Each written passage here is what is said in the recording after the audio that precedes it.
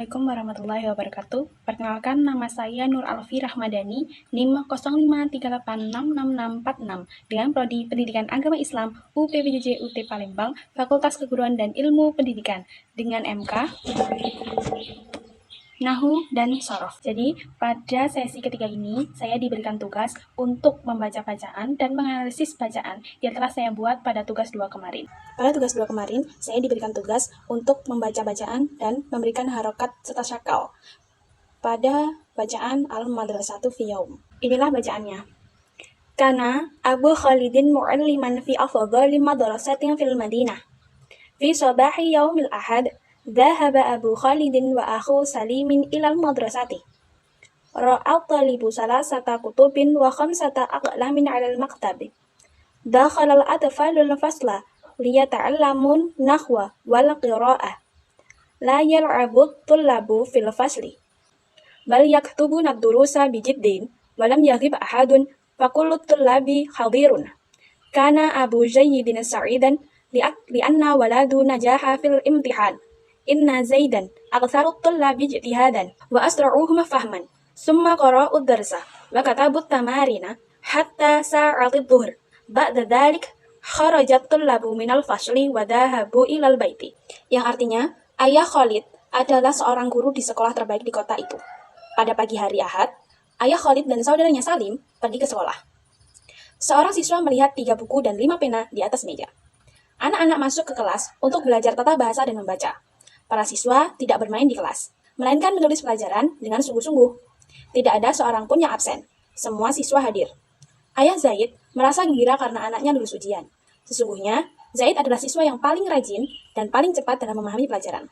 Kemudian, mereka membaca pelajaran dan menulis latihan hingga waktu zuhur. Setelah itu, para siswa keluar dari kelas dan pulang ke rumah. Selain ditugaskan untuk membaca, memberi harokat atau syakal, dan menerjemahkan, saya juga diberikan tugas untuk menganalisis teks, temukan, dan tuliskan masing-masing satu contoh dari unsur berikut dalam teks di atas. Unsur-unsurnya ada jumlah ismiyah, lalu jumlah fi'liyah, kata jamak atau jumuk, huruf nasab, huruf jazm, huruf ataf, syaraf, zaraf, atau waktu dan tempat, kata dari asmaul khamsah, adat dan ma'dud, atau angka dan benda, dan isim tafdil. Pada unsur nahu jumlah ismiyah, saya menemukan kutipan kalimat dari teks tersebut, yaitu Kana Abu Khalidin mu'alliman fi afdhalin madrasatin fil Madinah. Yang terjemahannya adalah Ayah Khalid adalah seorang guru di sekolah terbaik di kota itu. Yang nomor 2, unsur nahu dalam jumlah fi'liyah, di kutipan kalimat dari teks di atas, saya menemukan Dhahaba Abu Khalidin wa akhu Salimin ilal madrasati, yang artinya Ayah Khalid dan saudaranya Salim pergi ke sekolah. Sedangkan unsur nahu dari kata jamak atau jumuk, saya menemukan kutipan dalam teks tersebut, yaitu at-tolabi, al-atfalu, dan ad-durusah, yang artinya para siswa, anak-anak, dan pelajaran-pelajaran. Sedangkan unsur nahu pada nomor 4, yaitu huruf nasab, saya menemukan kutipan kalimat dari teks tersebut, yaitu liyata'allamun nahwa wal qira'ah, yang artinya agar mereka belajar tata cara bahasa dan membaca. Pada unsur nahu nomor 5, yaitu huruf jazm, saya menemukan kutipan kalimat dari teks tersebut, yaitu walam yaghib ahadun, yang artinya tidak ada seorang pun yang absen. Unsur nahu nomor 6, yaitu huruf ataf, pada kalimat tersebut, yaitu wa akhu salimin, wal qira'ah, bal yaktubun, wa katabut tamarin, yang artinya dan saudaranya Salim dan membaca, tetapi mereka menulis, dan mereka menulis latihan. Unsur nahu pada nomor 7, yaitu zaraf, waktu atau tempat, saya menemukan kutipan kalimat dari teks tersebut, yaitu fi sobahi fil yaumil ahad, fil fasli, hatta sa'atul dhahri ilal baiti, yang artinya pada pagi hari Ahad, di kelas, hingga waktu zuhur, dan ke rumah. Pada nomor 8, unsur nahu dari kata asmaul khamsah pada kalimat dari teks tersebut, saya menemukan akhu salimin dan waladahu, yang artinya saudara Salim dan anaknya. Nomor 9, ada adat ma'dud atau angka benda kalimat dari teks tersebut, yaitu salah sata kutubin dan khamsata aklamin, yang artinya 3 buku dan 5 pena. Terakhir, unsur nahu dari isim tafdil, yaitu kutipan kalimat dari teks tersebut, saya menemukan aksarut tulabi ijtihadan dan asra'uhum fahman, yang artinya siapa yang paling rajin dan yang paling cepat memahami. Selain itu, pada tugas 2 kemarin, ditugaskan juga untuk membuat 5 kalimat Arab berdasarkan pedoman seperti kalimat jumlah ismiyah yang memuat isim tafdil. Yang kedua ada kalimat fi'liyah yang menggunakan huruf jazm. Yang ketiga ada kalimat yang menggunakan satu dari asmaul khamsah dan huruf jar.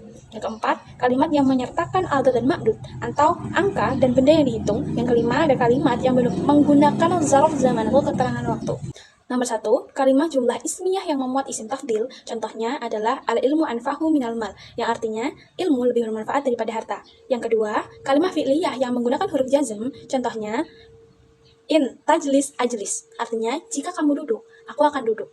Jadi, huruf jazm yang ada tadi, in, menjadikan fi'il mudhari' majzum atau bersukun.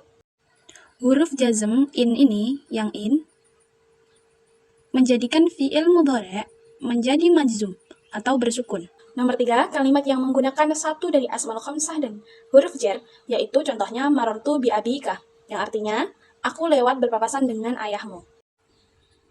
Jadi penjelasannya adalah abika ini adalah salah satu dari asmaul khamsah atau kata benda khusus yang artinya ayahmu.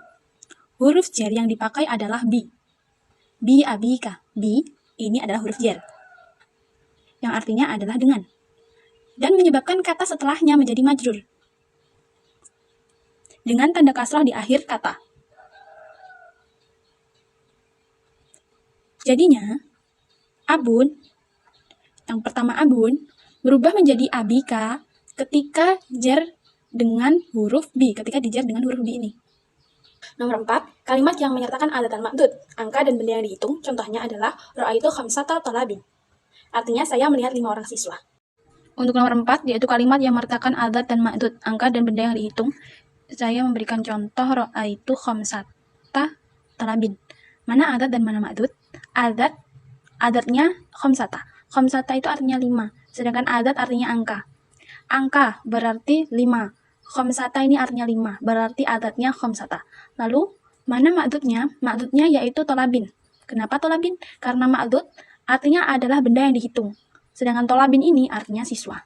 Yang terakhir, kalimat yang menggunakan zarf zaman atau keterangan waktu. Saya memberikan contoh sumtu yaumal khamisi, yang artinya aku berpuasa pada hari Kamis. Terakhir, nomor 5, kalimat yang menggunakan zarf zaman atau keterangan waktu. Di sini saya memberikan contoh sumtu yaumal khamisi, yang artinya aku berpuasa pada hari Kamis. Yaumal khamisi ini adalah zarf zaman yang menerangkan waktu. Yaumal khamisi berarti hari Kamis. Hari Kamis berarti adalah zarf zaman yang menerangkan waktu. Demikian video yang dapat saya buat untuk memenuhi tugas 3 ini, yaitu menganalisis kembali tugas 2 dengan menggunakan video. Saya mohon maaf apabila penjelasan saya tadi kurang dimengerti, dan semoga, walaupun begitu, semoga penjelasan saya ini bisa bermanfaat dan menjadi sumber wawasan baru untuk kita semua. Terima kasih. Wassalamualaikum warahmatullahi wabarakatuh.